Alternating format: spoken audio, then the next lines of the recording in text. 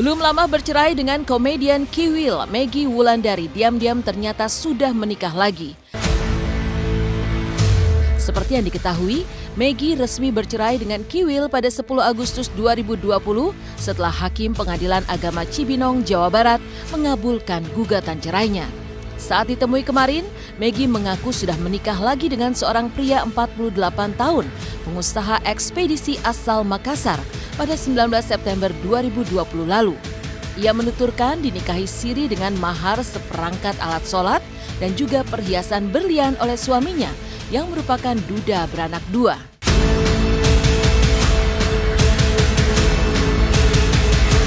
Alhamdulillah, ya atas ridho Allah, saya sudah menikah dengan suami saya, duda beranak dua, asal dari Makassar. Yang tapi tidak bisa saya publikasikan untuk sekarang ini karena dia punya privasi.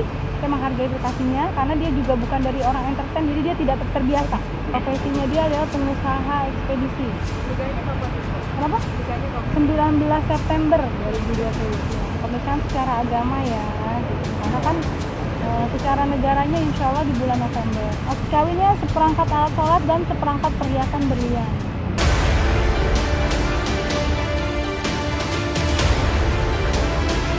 Meski telah menikah, hingga kini Maggie enggan membocorkan identitas suaminya tersebut. Lantaran memang permintaan sang pujaan hati yang tak mau diekspos ke publik. Maggie mengaku kalau dirinya lah yang meminta dinikahi siri dengan alasan tidak mau menimbulkan fitnah besar karena ia baru saja berstatus janda selama sebulan. Lantas, benarkah alasan Maggie ngotot ingin bercerai, bahkan sampai menangis, lantaran memang ingin segera menikah lagi? Suaminya ngejawab kayak gitu aja. Sakit mah biasa. Pak, kalau sakit biasa nggak diopname, Pak. Jadi kalau Bapak cuma kapasitasnya cuma doa, Bapak sama aja kayak orang lain. Terima kasih banyak. Demi Allah, demi Rasulullah, Nabi Muhammad SAW, saya bercerai murni karena keinginan saya, karena ketidaksanggupan saya diperlakukan seperti itu. Saya bercerai murni karena keinginan saya, karena ketidaksanggupan saya diperlakukan seperti itu. Dan saya bertemu dengan laki-laki ini setelah habis hitungan dari Mas Kiwil mentalak saya secara halus di WA. Itu sudah selesai 3 bulan baru saya berkenalan. Dekatnya benar-benar dekat banget setelah sudah putusan cerai di 10 Agustus. Tidak ada tuh saya bercerai karena ada laki-laki lain, tidak ada. Baru kita berkenalan. Dan pada saat proses aku menunggu 3 bulan selesai dari Mas Kiwil mentalak secara halus itu kita tidak ada komunikasi ya. Jadi baru benar-benar ketemu pertama kali itu di bulan Juli.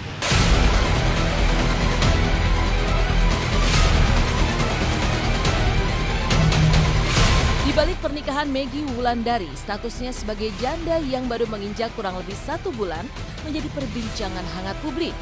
Seperti yang diketahui, Maggie resmi menjanda setelah putusan cerai di bulan Agustus lalu. Dan pasca bercerai terdapat masa idah di mana seseorang harus menunggu selama 3 bulan sebelum diperbolehkan untuk menikah lagi. Namun menurut Maggie, ia telah menghitung masa idahnya sejak Kiwil menalak halus dirinya dan tidak memberikan nafkah secara lahir dan batin sejak bulan April lalu. Lantas, benarkah itu artinya pernikahan Maggie dan sang suami sah dan diperbolehkan secara agama?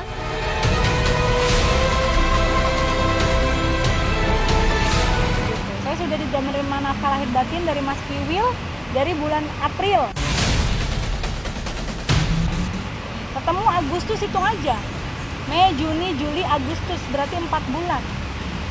Dalam selesai 4 bulan, 1 kali bersih haid, harusnya sudah boleh. Kenapa? Karena saya sebelumnya memang sudah tidak ada nafkah lahir batin. Gitu loh. Kalau secara negaranya, kita menghormati hukum yang ada di negara kita ya nanti. Sampai di bulan November, baru nikah negaranya. Karena kan gini, Mas Kiwil kan nggak ngasih nafkah saya lahir batin selama berbulan-bulan itu. Jadi saya cuma tinggal menunggu proses ketuk palu. Seharusnya dari ketuk palu juga secara agama mah udah bisa langsung menikah. Karena kan yang nikahin saya juga bukan orang sembarangan. Ini kiai loh, gitu loh. Jadi artinya dia lebih tahu. Dan saya udah berapa kali haid emang udah nggak ada hubungan apa-apa dengan mantan suami, tidak mendapatkan nafkah lahir dan batin ya gitu loh. Beda sama yang bercerainya baru, ini bercerai sekarang, masih tinggal serumah, besok putusan cerai, ya itu harus nunggu dong. Tidaknya 3 bulan 10 hari, kan aku kan udah dari proses cerai itu pandemik, terus 3 bulan lockdown, terus udah gitu ya Mas Kiwil kan emang udah ngasih talak halus di WA gitu ya, oh kita hidup masing-masing ya, kamu dengan jalan kamu, saya dengan jalan saya ya, saya nggak mau ganggu kamu lagi. Nah itu kan saya hitung dari situ 3 bulan, baru saya menerima untuk dikenalkan dengan seseorang. Yang paling bagus itu adalah menikah setelah putusan dari pengadilan. Umpamanya sudah terlanjur ada yang seperti itu, dia bercerainya hanya hukum agama, hanya memakai lisan dan tulisan tanpa di pengadilan, itu sah-sah aja. Cuma nanti ketika ingin proses pernikahan, dia harus mengikuti persidangan yang telah ditetapkan. Baru diresmikan kembali, jadi benar proses lagi yang kedua. Karena untuk menikah selanjutnya otomatis akan diminta mana surat talaknya, mana surat-surat yang lainnya, ya, mana surat-surat talaknya dan surat-surat yang lainnya. Karena itu penting sekali. Hariku kau terima seluruh cinta. Sementara itu Kiwil, sang mantan suami enggan berkomentar soal pernikahan Maggie dan pengusaha asal Makassar tersebut. Lewat akun sosial media pribadinya, Kiwil hanya mengunggah sebuah gambar bertuliskan no comment. Pada keterangan fotonya, Kiwil turut membahas tentang manusia tidak ada yang sempurna dan keikhlasan.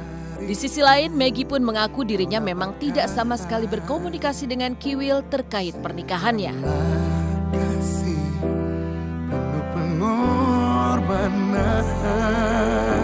Tidak ada yang tersakiti. Maggie tidak tersakiti, saya nggak tersakiti, anak-anak juga tersakiti. Jadi jangan terlalu lebay dengan kehidupan.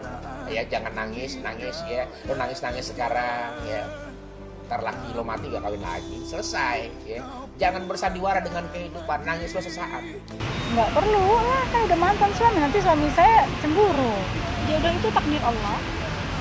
Sebelumnya memang sudah banyak yang mau dikenalin, bahkan sempat sudah via telepon gitu ya.